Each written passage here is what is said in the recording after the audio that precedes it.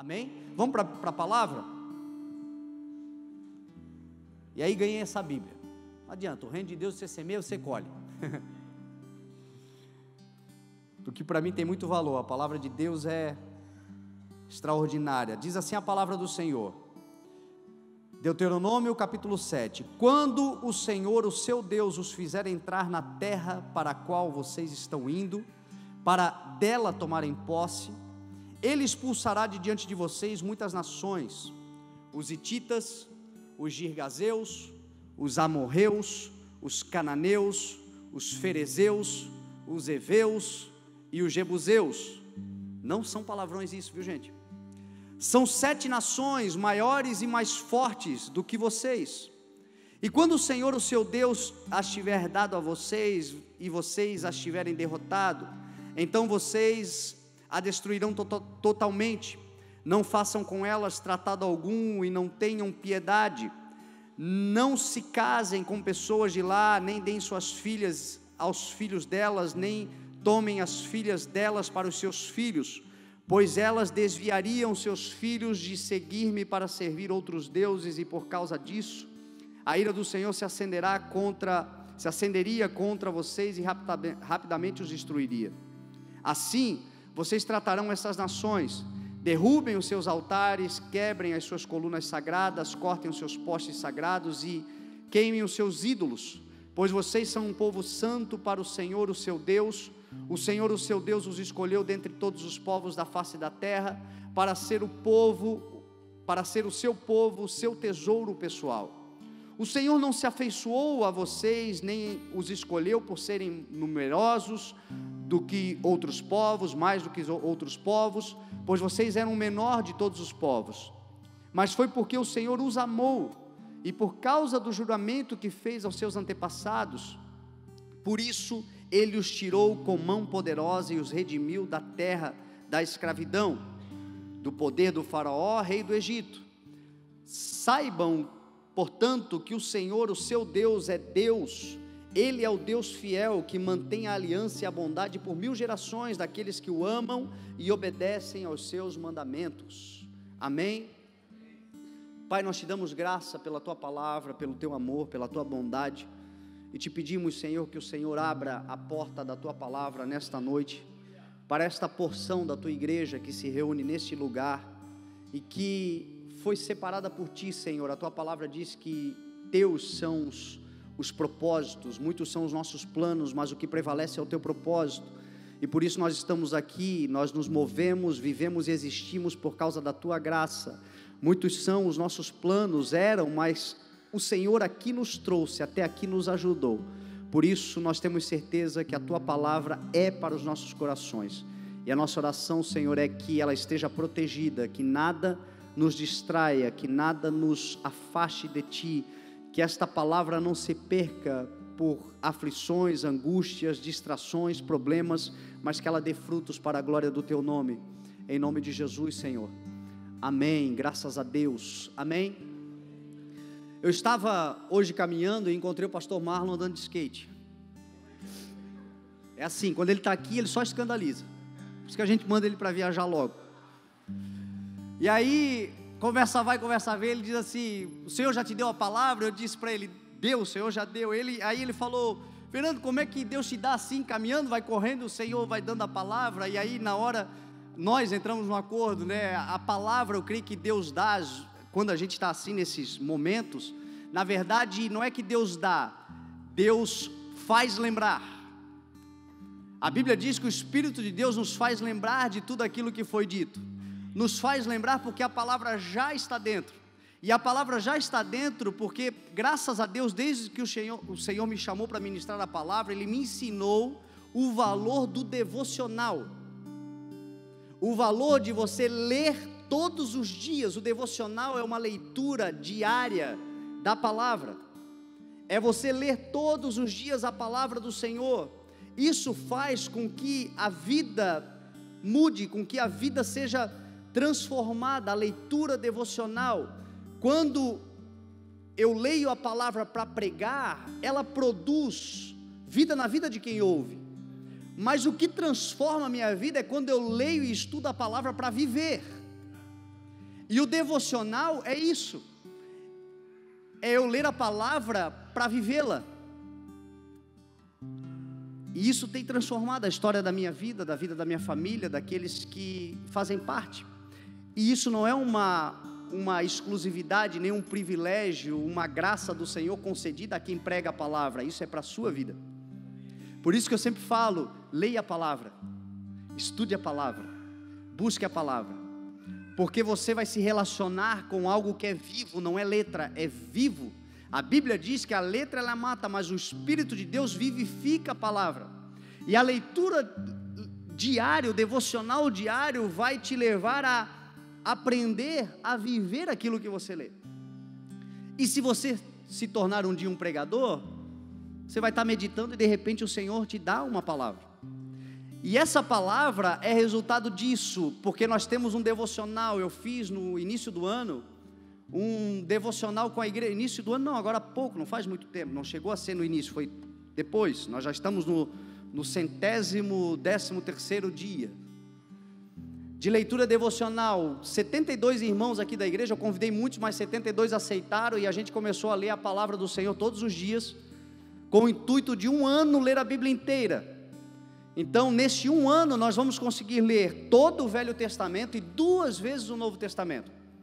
E durante a semana nós estávamos lendo essa passagem de Deuteronômio capítulo 7, e me chamou a atenção. Eu pouco prego no Velho Testamento. Às vezes as pessoas dizem que o Velho Testamento ele caducou, ele não tem mais nenhuma validade. Isso não é verdade. No Velho Testamento existem muitos princípios, muitos aprendizados que a gente pode ter, porque o Velho Testamento ele é a sombra que aponta para Cristo. O que acontece com relação ao Velho Testamento é que muita coisa se tornou obsoleta, porque o Velho Testamento ele trata prioritariamente, ele aponta para Cristo, ele é a sombra de Cristo, daquilo que é revelado no Novo Testamento, e ele trata prioritariamente da lei. A Bíblia diz que o fim da lei é Cristo, para a salvação de todo aquele que nele crê.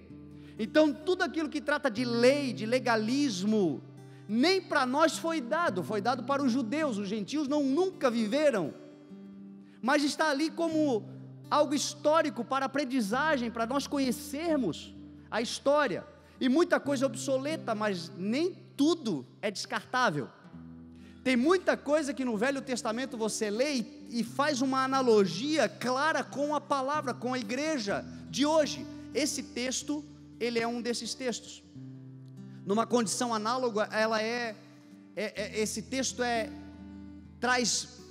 tem muita relação conosco hoje, com a igreja.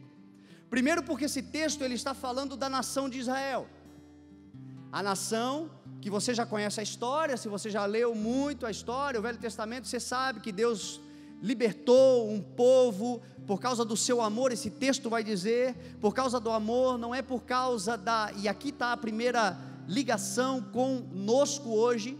O texto vai dizer que a nação de Israel não foi escolhida porque era maior, porque era mais forte, porque era mais poderosa, porque tinha muitas qualidades. Todos temos as nossas virtudes, os nossos defeitos, mas não foi por causa dos seus olhos bonitos, da sua beleza, que aqui está um povo bonito. Não foi por causa disso que o Senhor te escolheu, foi simplesmente por causa do amor dele. E o texto aqui, ele diz para a nação de Israel: ei, eu escolhi vocês por causa do meu amor e por causa da minha fidelidade com os antepassados, com Abraão, com Isaac e com Jacó. O texto áureo da igreja para muitos é João 3,16, porque Deus tanto amou o mundo que deu o seu Filho unigênito para que todo aquele que nele crê não pereça, mas tenha a vida eterna.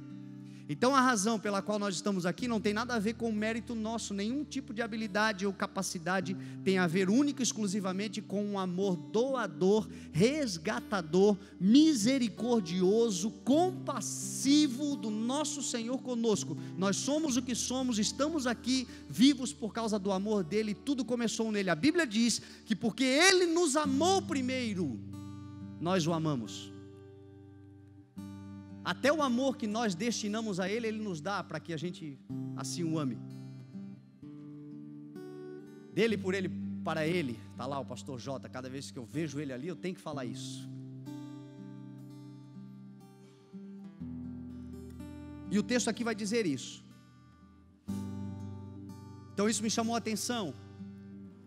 Uma outra coisa que me chamou a atenção é porque esse texto ele fala das promessas, é o Senhor lembrando um povo que estava prestes já a entrar na terra prometida, na terra que mana leite e mel, e o Senhor deu a eles uma promessa dizendo que eles da escravidão seriam livres, que teriam uma terra que pertenceria a eles, que essa terra manava leite e mel, e essa promessa se cumpriu.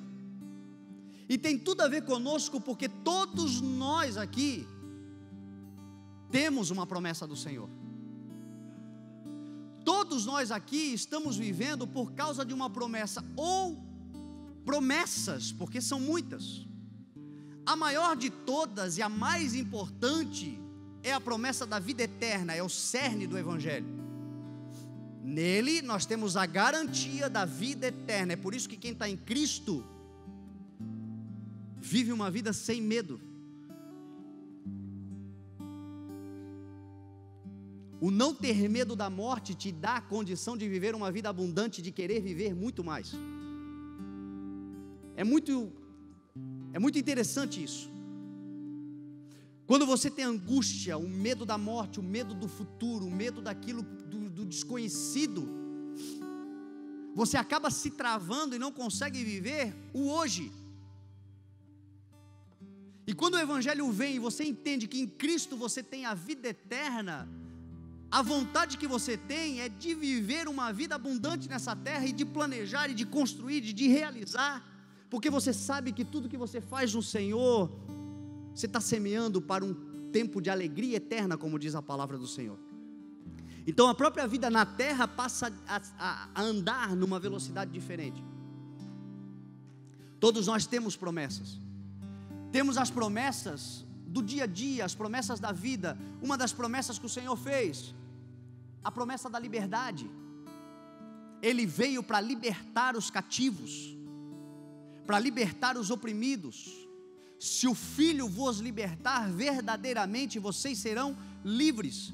Quantas prisões existenciais de alma, quantos vícios, quantos hábitos maus que nos aprisionam, mas em Cristo nós temos a garantia de que podemos ser libertos. Ele nos liberta, Ele muda a nossa história. Para muitos aqui, carregam promessas da salvação dos seus familiares. Foi Jesus quem prometeu.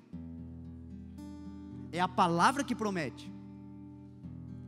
Tem gente aqui que sabe o que é isso, está orando há muito tempo, está clamando para que o Senhor traga salvação para a sua casa, luz para dentro do seu lar. Essa promessa é para você, você vai viver, você vai alcançar. A própria promessa que o Senhor fez a esse povo de uma terra, é também uma promessa para as nossas vidas. Ele diz que Ele criará para nós novos céus e nova terra.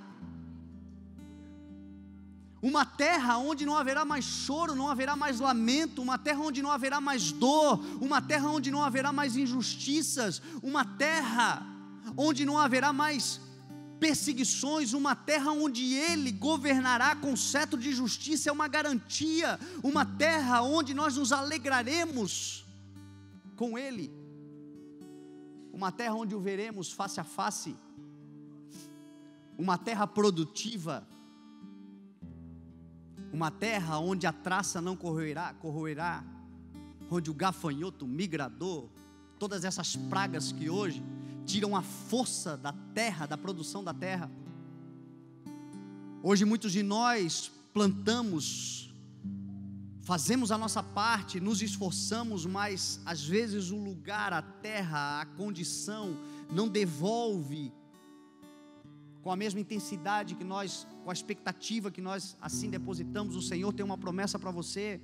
Isso não será por muito tempo. Daqui a pouco a tua terra vai dar 30, 60 e até 100 vezes mais, em nome de Jesus, porque é uma promessa, uma terra para você frutificar. A Bíblia te compara a uma árvore, e não é uma árvore seca, é uma árvore frondosa, uma árvore que dá frutos na estação própria, que as suas folhas são cura para as nações, uma árvore que está junto a águas correntes. A palavra do Senhor é uma promessa, uma árvore que até na sua velhice dará frutos. Olha a promessa do Senhor, nos últimos dias, jovens com visões. Todos nós estamos vivendo, estamos dependendo de promessas. Velhos com sonhos. Eu amo o reino de Deus porque não existe inutilidade. Você não vê inúteis no reino de Deus.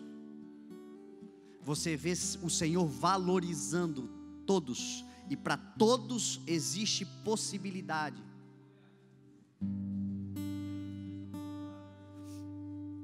Você vê no reino de Deus que Deus não é Deus de momentos, Deus é Deus de história. Porque se Deus for Deus de momentos, basta um tropeço e já era. Mas é um Deus de história. História que às vezes Ele nem tem conosco, Ele tem com os nossos antepassados. Porque você talvez diga, tá, e a minha história é um fracasso. Se Ele for Deus de história, eu estou lascado. Só que por causa da fidelidade dele, quem sabe com um pai, com um avô, com pessoas, com um irmão, com um amigo que intercedeu por ti, por causa da fidelidade dele, com a história daquele que um dia orou por nós, ou daqueles que oraram por nós, uma igreja, eu não sei, mas a palavra do Senhor diz em Jó, que a sua fidelidade, o seu amor, faz com que ele livre até aqueles que não são inocentes. E é o que o Senhor está dizendo aqui para esse povo. Vocês, eu já sei bem quem são vocês, idólatras, murmuradores, mas eu tenho fidelidade com os antepassados de vocês, e por causa da palavra que eu dei aos antepassados de vocês, eu sou Deus de história, eu vou cumprir. Nós carregamos promessas assim. Alguns aqui dentro estão já vivendo um tempo de promessas que estão se realizando. Algumas para se realizar, a maioria, quem sabe, ainda vivendo uma perspectiva, uma expectativa de futuro. Mas tem gente aqui dentro que já está usufruindo de certas promessas que o Senhor declarou sobre a sua vida, e hoje você já está contemplando. Esse texto também é para nós, porque o texto vai dizer que o Senhor, Ele está dando uma orientação para aqueles que vão entrar, mas na orientação já tem uma palavra preventiva para quando estiverem dentro. Quando vocês estiverem dentro, já há uma palavra também: cuidado quando estiverem dentro, com isso, com aquilo outro, não sejam tentados a contaminar, a destruir. Já há essa palavra também. Então, eu creio que é uma mensagem que tem a ver com todos nós. É uma mensagem que trata de batalhas, de guerras. E a menos que você viva no País das Maravilhas, no fantástico mundo de Bob, a menos que você tenha gerado uma expectativa fantasiosa acerca da vida na terra, a tua vida tem sido vida de batalhas, a tua vida tem sido vida de desafios. Existem guerras a serem travadas. Todos nós enfrentaremos batalhas, desafios e guerras. O Senhor nunca disse que isso não aconteceria, pelo contrário, o Senhor chama esse povo escravo de meus guerreiros, meu exército. Existem trechos na palavra que você vai ler o Senhor se referindo a um bando de escravos como seus guerreiros, o seu exército da terra. Paulo, quando fala com Timóteo, Paulo diz: Timóteo, combata o bom combate de Cristo comigo, como um bom soldado, fazendo uma referência a que as nossas vidas são vidas que nós enfrentaremos certas guerras. E o que esse texto nos ensina é identificar quais guerras são guerras, batalhas, que Deus nos coloca para vencermos. Quais são as batalhas que nós enfrentaremos como soldados de Cristo, e quais são as batalhas que nós enfrentamos que são inúteis? Porque tem muita guerra que a gente se mete, meu irmão, que não tem nada a ver com Deus. Tem muitos conflitos que a gente toma para nós, brigas que a gente compra. A Bíblia diz que quem compra uma briga alheia, que não tem nada a ver consigo, é como aquele que pega um cão raivoso que não conhece pelas orelhas e toma uma mordida. E tem muita guerra assim. Qual é a diferença de você para um cão?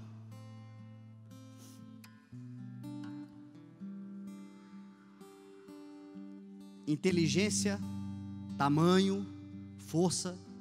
Um cão pode te ferir, pode te machucar, mas você é maior, você é mais forte. As batalhas, aprenda isso. As batalhas de Deus para a nossa vida, as batalhas que Deus colocará, desafios que nós enfrentaremos, são sempre maiores do que nós.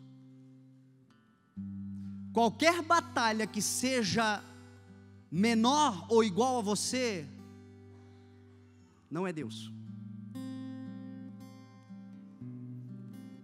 Olha o que o texto vai dizer: vocês enfrentarão 7 nações maiores e mais fortes do que vocês. Abraão, quando enfrentou uma guerra contra 4 reis e seus exércitos, com 318 homens criados na sua casa. Ele era menor do que o exército que vinha contra ele, mas ele venceu a batalha.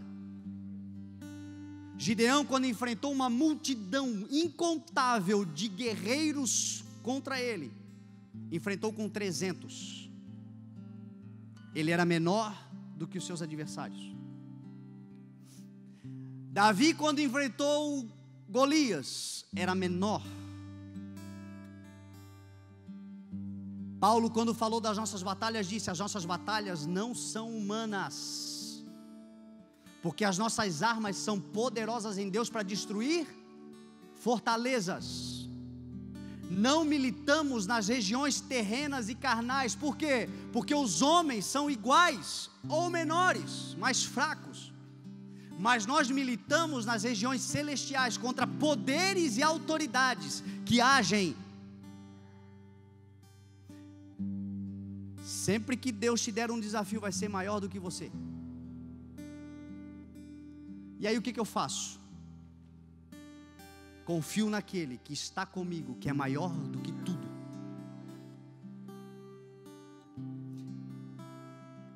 Quando os apóstolos chegaram felizes porque haviam expulsado demônios, Jesus deixou eles bem cientes de que eles eram menores, porque a Bíblia diz que o Senhor fez os anjos um pouco maiores do que nós. Eles têm mais poder, eles têm mais força, eles têm mais inteligência. E demônios são anjos. E o Senhor disse a ele: ei, não se alegrem porque vocês estão vencendo, porque eles se submetem. Vocês são menores. Se alegrem porque o nome de vocês está escrito no livro da vida. E escrito no livro da vida, eles sabem que quem está com vocês é maior do que aquele que está no mundo. Se Deus é por nós, quem será contra nós? Então nós enfrentaremos batalhas, e você precisa saber disso, porque os desafios de Deus, as batalhas, elas nos levam a um lugar de vitória. Não existe vitória sem luta. Não existe conquista sem desafios enfrentados. Não existe terra prometida sem enfrentar os adversários. Paulo disse aos Efésios: porque uma porta me foi aberta, ela é ampla, mas muitos são os adversários. Pedro disse: nós temos um adversário que fica bramando como um leão à nossa volta, procurando quem possa tragar. Só que quem está conosco é maior. O nosso Deus é maior. Uma boa analogia é Eliseu e o seu servo cercado de inimigos. O texto sagrado vai dizer que Eliseu acorda, e o seu servo acorda, e o seu servo vê uma multidão, um exército contra eles, e fica desesperado: meu Deus, o que vai acontecer conosco? Esse exército todo contra nós, estava só os dois. Eliseu orou ao Senhor e disse: Senhor, abra os olhos dele para que ele veja. Se o Senhor abrir os seus olhos espirituais para você ver o tamanho do exército que te cerca e que te protege. Os anjos do Senhor está escrito que eles se acampam ao redor daqueles que temem a Deus e os livra.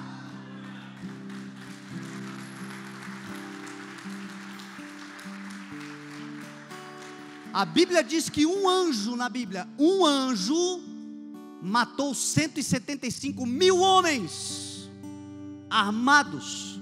Um anjo.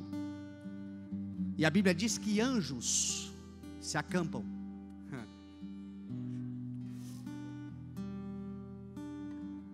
É porque às vezes a gente se esquece que pela fé, Hebreus 11:3, o universo foi criado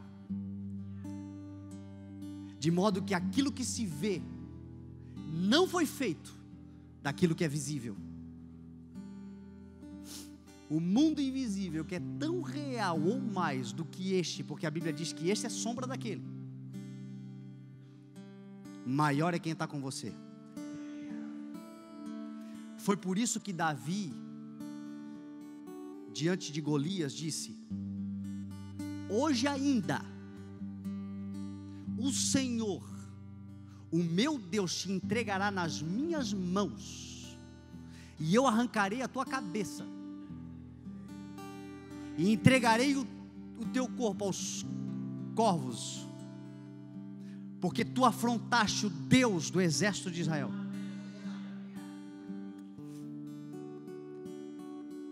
E a Bíblia diz que Davi vai no riacho, pega 5 pedrinhas, e ele vai para o campo de batalha,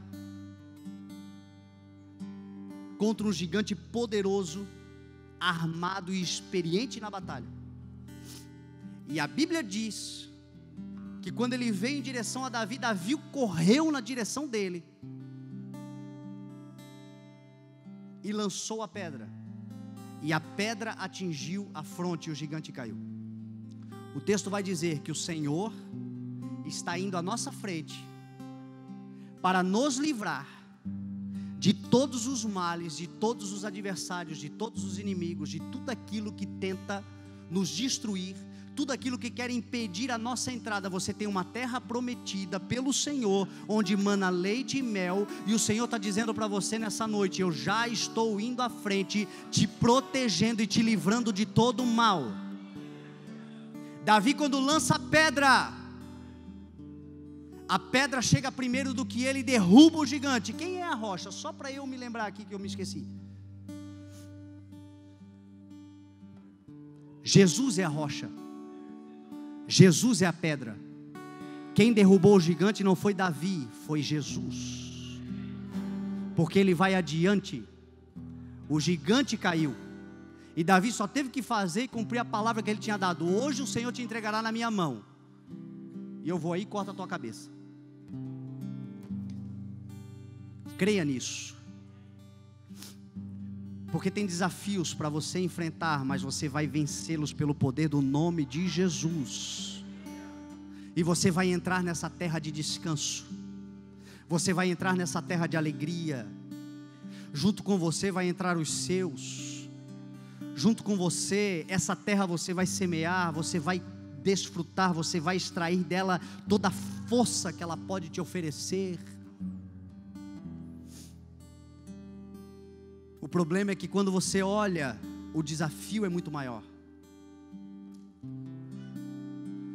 Só que você precisa crer que o Senhor já está com você e que já foi adiante, e que a tua retaguarda, meu irmão, é mais ou menos assim: você está aqui, o inimigo está aqui, e o leão da tribo de Judá está aqui. Teu inimigo sabe quem ele é. Teu inimigo não são pessoas, aprenda isso. Porque às vezes a gente fala desse tipo de mensagem e logo a pessoa já, eu sei o que, eu vou. Se você militar na carne, você vai perder a batalha. Você é embaixador de Cristo, com acesso a um reino e um mundo espiritual, onde as verdadeiras batalhas são travadas. Porque a vontade de Deus é que aquele que tem sido talvez um instrumento, porque é óbvio que o inimigo usa pessoas. Às vezes eu estou falando aqui de batalhas, de desafios, e você associa, o inimigo é o meu chefe. O inimigo é aquele meu colega de trabalho. O inimigo é aquele meu parente miserável.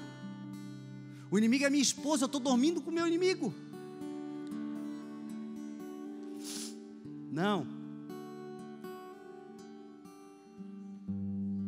São situações que governam e que regem no mundo espiritual. E você não vai mais militar contra pessoas. Você vai militar com alguém que é maior do que você, mas aquele que está contigo é maior do que tudo aquilo que vem contra você. Aprenda a batalhar nas regiões celestiais para vencer as guerras. O texto está dizendo que o Senhor vai à frente. E aí quando eu li hoje, eu gosto muito você já sabe, de estudar os textos originais. Sempre leio, e a Bíblia no Antigo Testamento, ela é escrita no hebraico e algumas coisas no aramaico. E os textos originais, você vai descobrindo a grandeza das palavras por causa dos sentidos. Tudo na Bíblia tem sentido. E a Bíblia aqui vai falar de 7 nações maiores e mais poderosas do que a nação de Israel. Só que essas 7 nações, elas representam caráter, elas representam pessoas, elas representam adversários, elas representam características de adversários que você vai encontrar pelo meio do caminho, pode encontrar, mas o Senhor já está te dando uma palavra: eu já estou te protegendo contra todos eles. A primeira nação que Deus fala é a nação dos heteus, ou hititas. Na minha versão está hititas, mas na versão Almeida é heteus. No verso 1, cadê? Hititas, está ali. Essa palavra, ela significa terror. Ela significa terrorismo. Os hititas ou os heteus eram aqueles que provocavam terror. E a nossa geração sabe muito o que é isso. Nós estamos vivendo uma geração onde os atos terroristas, onde o terror no mundo tem provocado caos, confusão. O terror no mundo hoje, essa semana ainda nós vimos lá em Londres, 11 meses depois de um atentado terrorista, de novo, alguém com um carro em alta velocidade entrou num trajeto onde ciclistas e pedestres andam, um dos pontos turísticos mais conhecidos e visitados de Londres, e atropelou muitas pessoas. O que isso gerou? Pânico. E é assim que muitas pessoas hoje têm vivido em pânico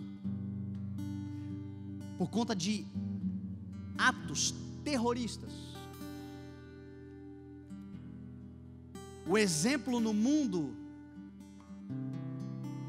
nós podemos trazer também para a nossa vida, porque às vezes você não corre o risco, ou nunca correu o risco de estar andando numa rua e uma bomba explodir, mas a tua casa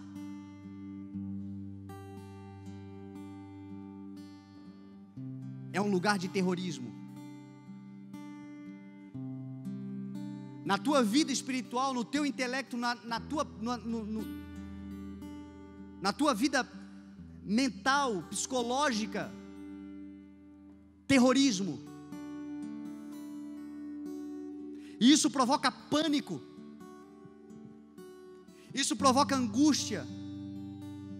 E quando você vê adversários, pessoas com essas características, você se apavora. E a tendência é correr, a tendência é se esconder, a tendência é se anular, a tendência é se reprimir.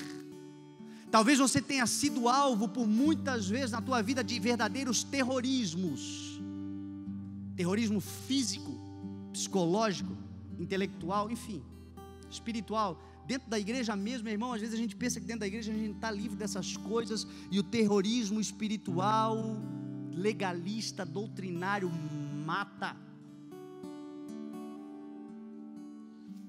Quando eu falei para você que Deus tem me levantado para ajudar pessoas que carregam aquilo que o Senhor está semeando para esse tempo, uma das razões é justamente para livrar disso. Porque quando Deus começou a falar comigo acerca do que Ele queria fazer através da minha vida, o terrorismo foi tremendo, porque eu fui contar.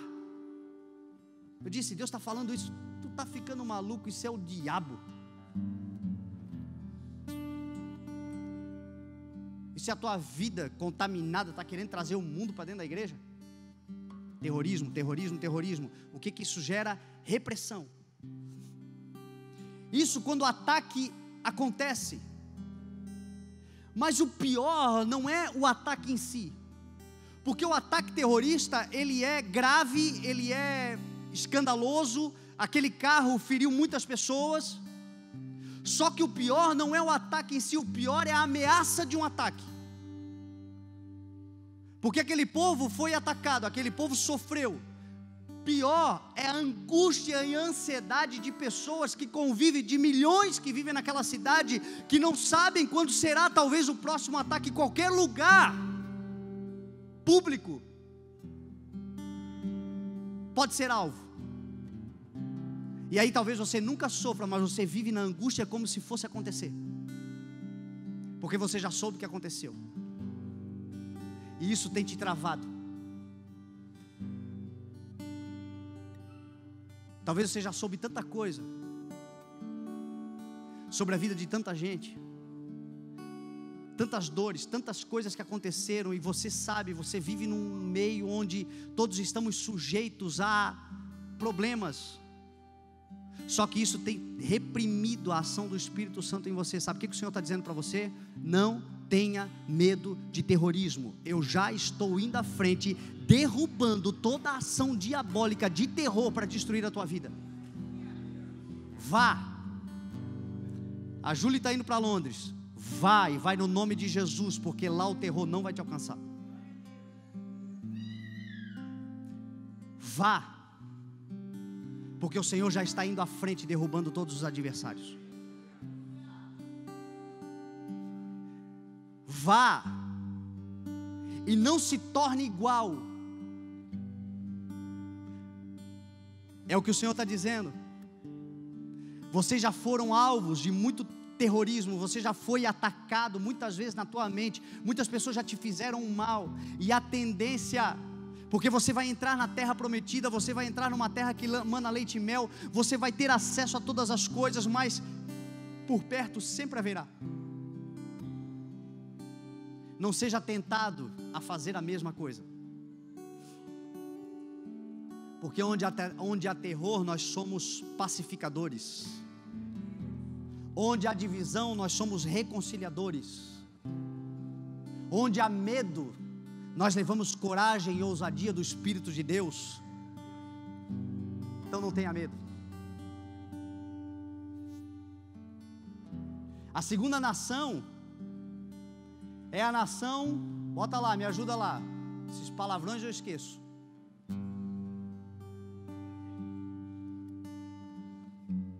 Girgazeus.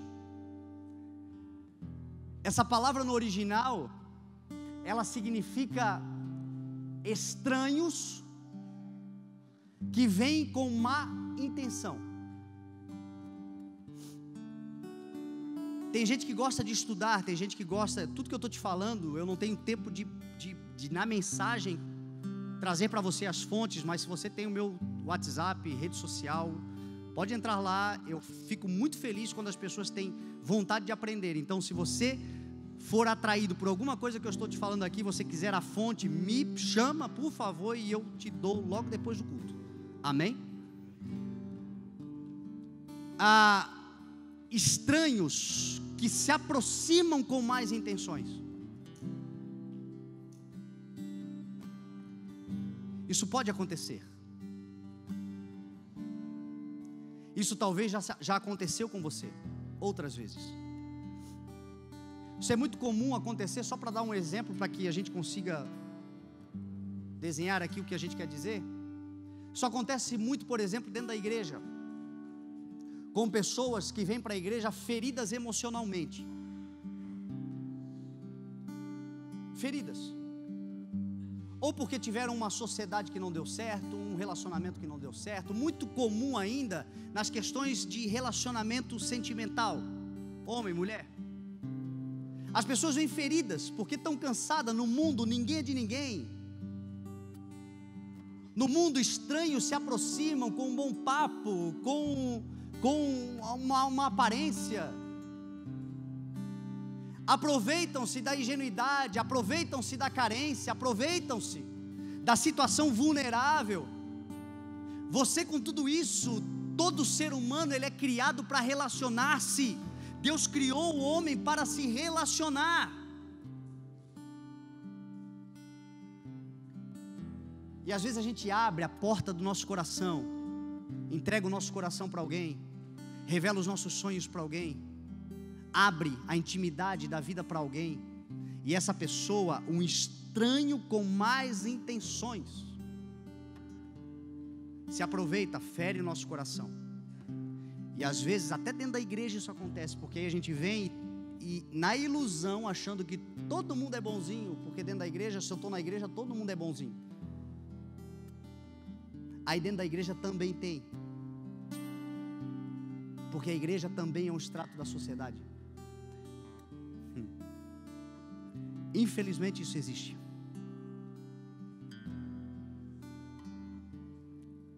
Só que o Senhor está dizendo para você: confie em mim, porque eu vou te livrar disso. Como é que eu vou te livrar disso? Te dando discernimento espiritual, te dando sabedoria, te dando sensibilidade e percepção, te dando paciência. Eu não vou tirar de você os desejos, as vontades, porque se eu fizer isso com você, eu vou tirar de você a sua saúde. O que eu vou te dar é autocontrole, para você controlar. Não é o desejo o problema é o descontrole com o impulso do desejo. E ser forte mentalmente não é não ter atração, desejo de se relacionar, conhecer pessoas, fazer um novo negócio, recomeçar uma vida profissional. O problema é controlar os impulsos da ansiedade, da pressa, da impaciência. Meu pai sempre dizia, e que eu sempre gosto de repetir: o quilo de sal que a gente precisa comer com alguém para conhecer plenamente. Porque estranhos são conhecidos quando nós, ao invés de acreditarmos em discurso, esperamos os frutos. Jesus disse: pelos seus frutos os conhecereis. Mas o Senhor quer dizer hoje para você: não tenha medo, porque a vida é relacional. O conhecido de hoje foi um estranho ontem. O grande amor, quem sabe da sua vida hoje, foi um desconhecido outro dia. E você precisou conhecer, você precisou abrir uma porta para que a pessoa entre. Só que essa porta deve ser aberta com discernimento, com sabedoria, com paciência, com prudência. A simplicidade do coração de alguém cheio do Senhor Jesus Cristo, como Jesus falou da pomba, mas a perspicácia, a astúcia a autodefesa da serpente, Jesus disse isso. Tem muita gente que hoje não se relaciona porque está ferida, já foi enganada por tanta gente, aí acha que agora tem que ficar sozinha para o resto da vida. Não. Tem alguém que vai merecer tudo o que Deus colocou dentro de você. Tem alguém que hoje, quem sabe, é estranho, mas que não é mal intencionado, mal intencionada. E a oração que eu faço é que o Senhor te dê essa capacidade de discernir o que é bom e o que é mal. Afinal de contas, já comemos da árvore. O que a gente precisa entender é isso. Lembra lá no Éden? Não comam da árvore do bem e do mal, senão vocês discernirão as coisas. O homem comeu. Enquanto não havia comido, o Senhor estava cuidando de tudo que era mal. O Senhor, quando comeu, ele passou a ter o controle daquilo que é bom e daquilo que é mal, a saber. O Senhor afastou do Éden para que não comesse agora da árvore da vida que dá a eternidade. Então, quando nós comemos, o pecado entrou no mundo, o mal acabou entrando no mundo e nós passamos agora a ter o controle. Mas nós temos esse discernimento nos foi dado. E o Senhor vai fazer com que você utilize da melhor forma possível, porque existem boas pessoas que são bem intencionadas, que o Senhor colocará na sua vida para que o propósito, essa terra que mana leite e mel, você não vai trabalhar nela sozinho. É uma igreja, são amigos, são pessoas, são relações, e o Senhor está dizendo para eles assim: eu vou afastar isso tudo, eu vou proteger vocês contra eles.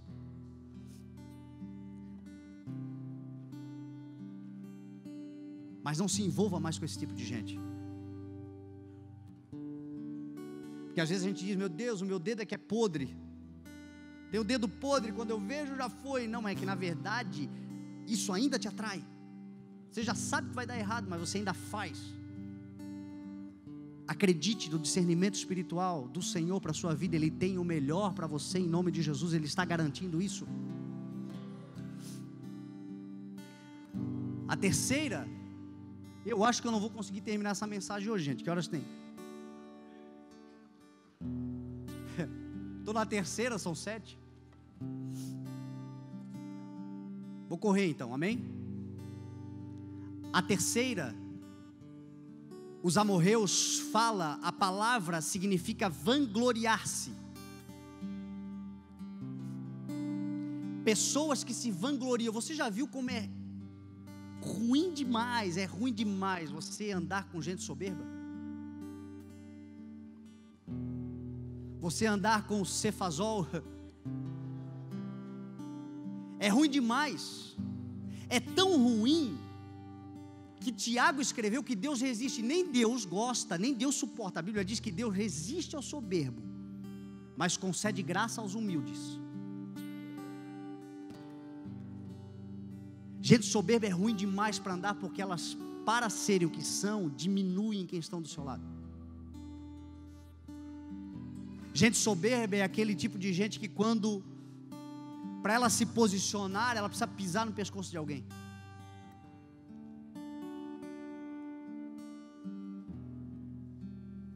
O Senhor está dizendo que vai te livrar desse tipo de gente.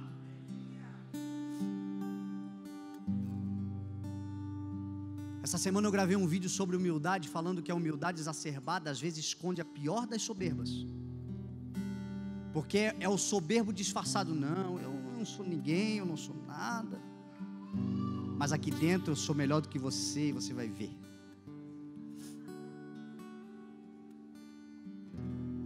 Isso é um problema, porque humildade não é você pensar menos de si. Você precisa entender que você é um filho de Deus, escolhido, escolhida do Senhor, que dentro de você tem habilidades, talentos, capacidade que o Senhor te deu. Jesus era manso e humilde. A Bíblia diz que não existiu ninguém mais humilde que ele, mas ele disse: eu sou a luz do mundo, eu sou o pão vivo que desce dos céus. Ele estava se vangloriando, não. Ele sabia quem ele era, e você precisa saber quem você é. Humildade não é pensar menos de si, humildade é pensar menos em si.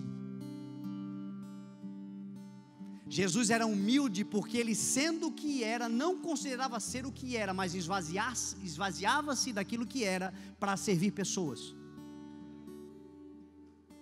Então você pode ter muito dinheiro, muita condição, muita habilidade, muita inteligência, muita sabedoria, mas ser humilde é se esvaziar de tudo isso para servir pessoas que talvez sejam muito menores do que você. A Bíblia vai dizer: tenham a capacidade de se relacionar, de se alinhar com pessoas inferiores, para ajudá-las a chegar. Paulo disse: eu me faço de tudo para com todos, me faço de louco para os loucos, para ganhar os loucos. Não era louco, mas se fazia, ou seja, o coração dele estava na empatia, no relacionar-se, no se compadecer das pessoas, no se envolver com as pessoas. E isso vai acontecer muito com você, porque existe uma promessa. Qual é a promessa do Senhor para os humildes?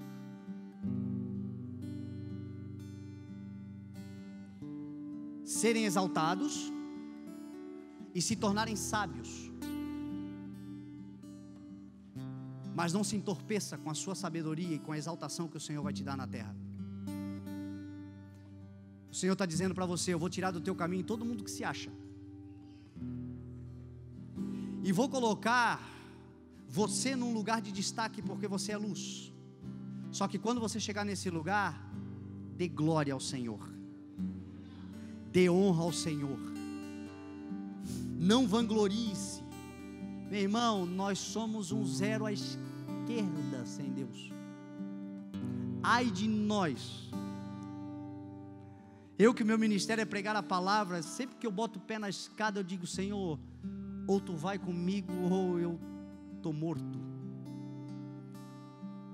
É a minha maior oração, é o meu clamor: Senhor, não me abandona, porque eu sei que se um dia eu subir para pregar a palavra do Senhor, sem Ele, não tem o que aconteça, porque o poder é dEle, a glória é dEle, a honra é dEle, a unção vem dEle, a sabedoria vem dEle, a revelação. A palavra que muda a nossa vida não é a letra morta, é a revelação. Onde há a revelação divina, o meu povo se mantém reto. Onde não há, o povo se desvia. Os testemunhos que nós estamos vendo acontecer na igreja é fruto de revelação, e a revelação não é o homem, é Deus. É Ele quem tira o véu, foi Ele quem rasgou o véu, foi Cristo, a glória é dEle. E às vezes eu vejo o pessoal da minha classe pastoral se vangloriando de coisinhas que o Senhor só fez assim, ó, olha ali, e o cara está se achando. O Senhor vai te levar a lugares altos, lugares maravilhosos, lugares extraordinários. Vai colocar perto de você pessoas que, na humildade, no reconhecimento de quem Deus é, mas cheios de capacidade, construirão algo aproveitável nessa vida, em nome de Jesus. O Senhor está te garantindo isso.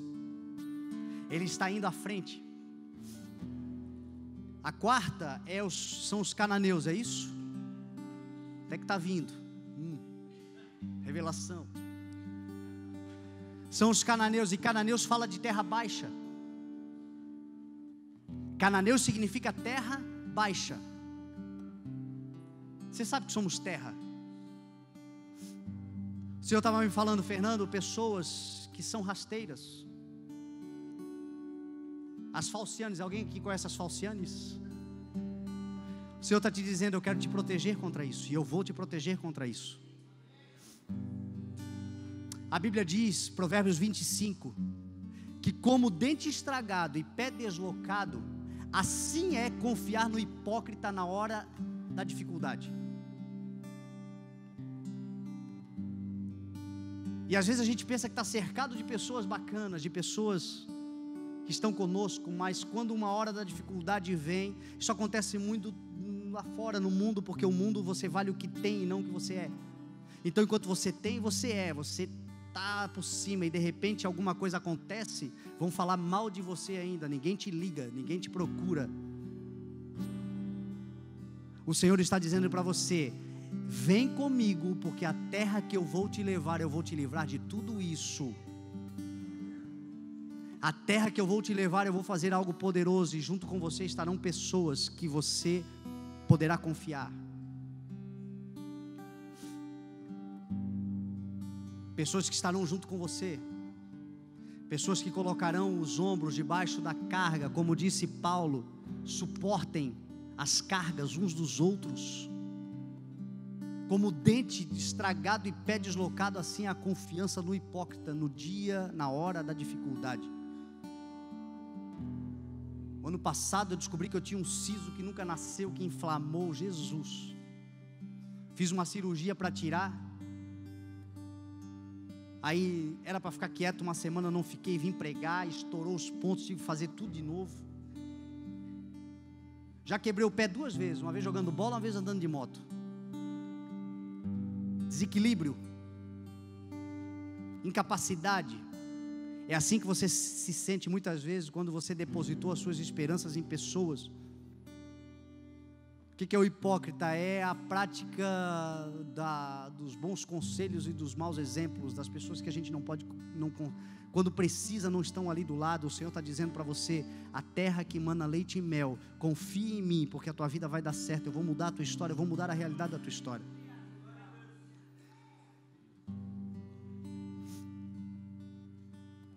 A quinta fala de insegurança, a palavra ela está relacionada a um lugar desabrigado, a um lugar que não tem abrigo, apesar de existir, não haver refúgio. E o Senhor está dizendo: pode ir, pode acreditar no desafio, pode olhar para a terra, ainda que elas sejam maiores, os desafios, e mais fortes do que você vai enfrentá-los, vai vencê-los e encontrará um lugar de descanso, porque eu sou contigo, eu sou o teu descanso. A Bíblia diz que aqueles que confiam no Senhor, aqueles que estão com o Senhor, descansam debaixo das suas asas. É abrigo. Jesus disse assim: por muitas vezes eu quis abrigá-los como uma galinha faz com seus pintinhos debaixo das minhas asas. O campo de batalha está ali na frente, mas em cima de você existe uma nuvem de glória, que é o Senhor te cobrindo e te guardando.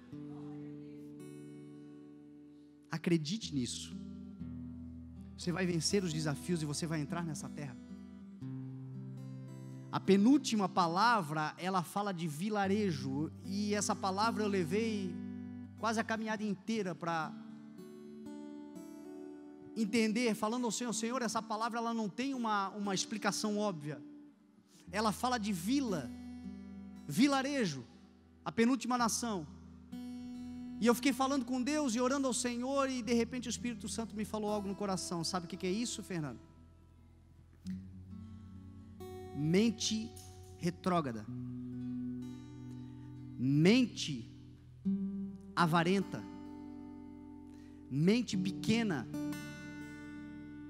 Eu quero livrar o meu povo disso, porque eu sou um Deus de coisas grandes, e o meu povo precisa acreditar em coisas grandes, porque grandiosas coisas fez o Senhor por nós, por isso nós estamos alegres. Grandes coisas o Senhor quer fazer nessa terra, mas Ele tem que mudar a mentalidade do seu povo, de entender que nessa terra nós olhamos para um Deus de céus e terra. Por que mente pequena? Porque era um povo que vivia em vilarejo, numa terra que manava leite e mel. A terra não passou a manar leite e mel porque o Israel entrou. A terra já era, quando eles mandaram espias, a Bíblia diz que eles trouxeram cachos de uva carregados por 2 numa vara, do tamanho, da grandiosidade das coisas. E vivendo numa terra que mana leite e mel, esse povo ainda preferia viver em cabana, em vilarejos. Sabe o que o Senhor está dizendo para você? Se eu te der leite, beba. Se eu te der mel, se alimente. Aprenda a viver o equilíbrio da vida. no desfrutar das grandezas que eu estou te dando, sem desperdiçar as grandezas que eu estou te dando, das grandezas que eu estou te dando. Às vezes você veio de uma vida muito miserável, de uma vida de muitas dificuldades, de uma vida de muitas restrições, e agora o Senhor está abrindo portas para você, e você está com a mente escrava no lugar da promessa, e o Senhor está dizendo: usufrua daquilo que eu estou te dando. Muda a tua mente.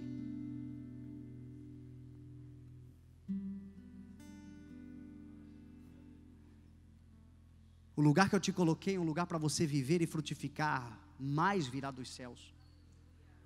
O que a Bíblia diz é o seguinte: não coma mel demais, não toma leite demais, porque senão você empanzina. O pecado não é a fartura, o pecado é a glutonaria. Então acha o equilíbrio do usufruto sem desperdício. Agora, se o Senhor está te dando, meu irmão, se o Senhor está te dando condições, você trabalhou uma vida toda e hoje as portas estão abertas, você está com medo da crise, e aí os teus filhos, por exemplo, você tem condições de, quem sabe, dar um bom estudo, os teus filhos são estudiosos, têm capacidade, você tem condições de dar um estudo melhor, está colocando no pior dos lugares, o Senhor está dizendo: dá a eles, porque eu estou te dando para você repartir com eles.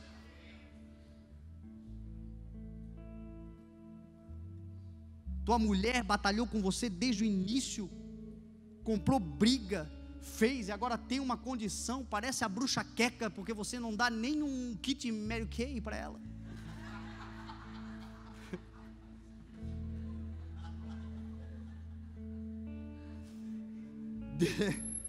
Rinodê?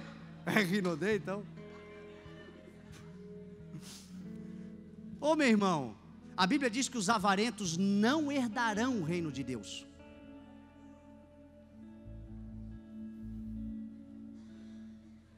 Aprenda a desfrutar das coisas que o Senhor está te dando, porque isso agrada a Deus. Com parcimônia, com moderação, com equilíbrio. Plante para colher, não consuma tudo que o Senhor te dá. A Bíblia diz que o Senhor dá pão ao que come, semente ao que semeia. Pão é para comer, semente é para semear, para você ter mais depois na frente.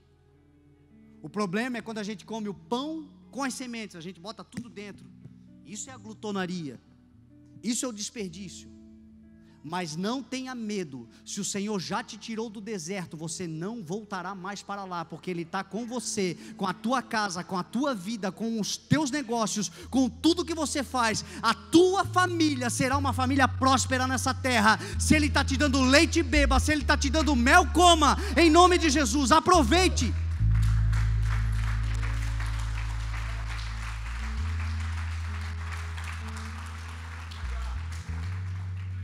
O grande problema de Deus com essa geração inteira ali foi isso: mente de escravo,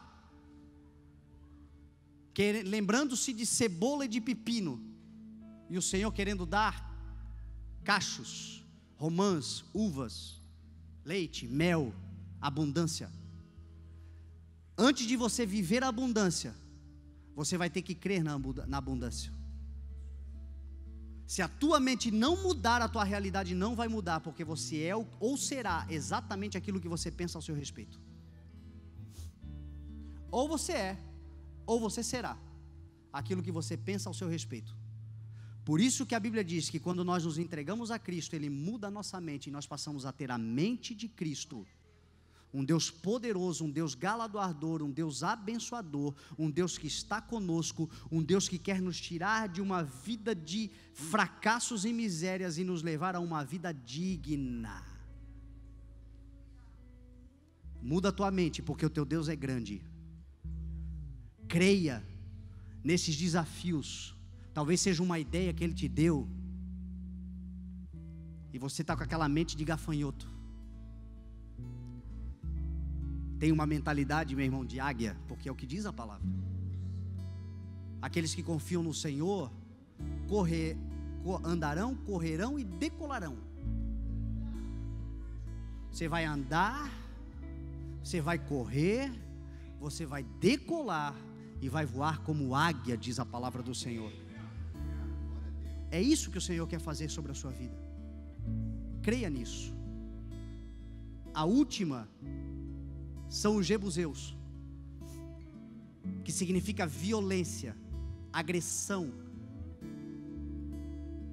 covardia. Era um povo assim extremamente covarde, abusivo, violento. E tem gente aqui dentro que viveu isso, sabe bem o que é isso. Violência, abuso.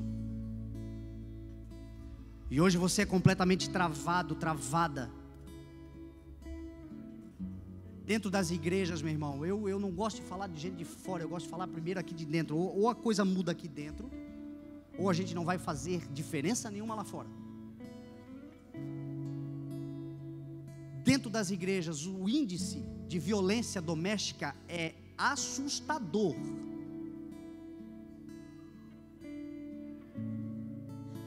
Nós estamos vivendo um tempo onde o feminicídio está muito em alta, a gente está vendo isso todos os dias. Dentro de casa, muitas mulheres são abusadas, violentadas, quando não fisicamente, emocionalmente, que é o início, porque se não for cortado, vai chegar na violência física. Dentro da igreja isso acontece às vezes não, é recorrente, muitos casos. A palavra do Senhor é a seguinte: ou para com isso, ou eu paro com você, covarde.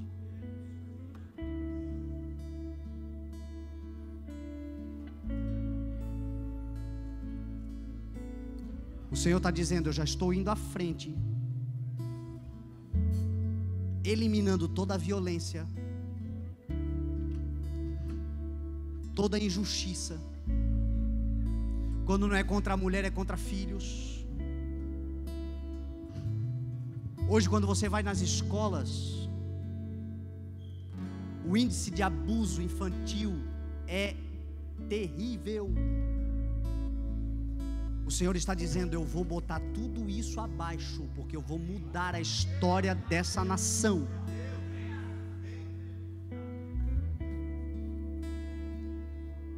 Se você um dia sofreu, o Senhor está dizendo para você: eu estou te curando disso agora, em nome de Jesus, para que você tenha de novo expectativa e possa novamente avançar, porque eu já estou indo à frente. Eu vou te proteger de tudo isso, não tenha medo. A partir de hoje, quem cuida de você sou eu, assim te diz o Senhor.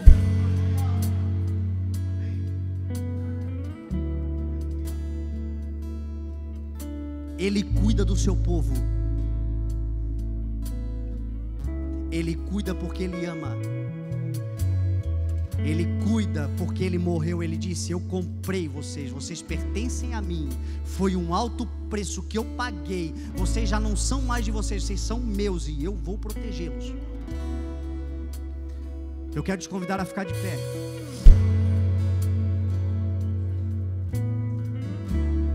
E eu quero fazer uma oração.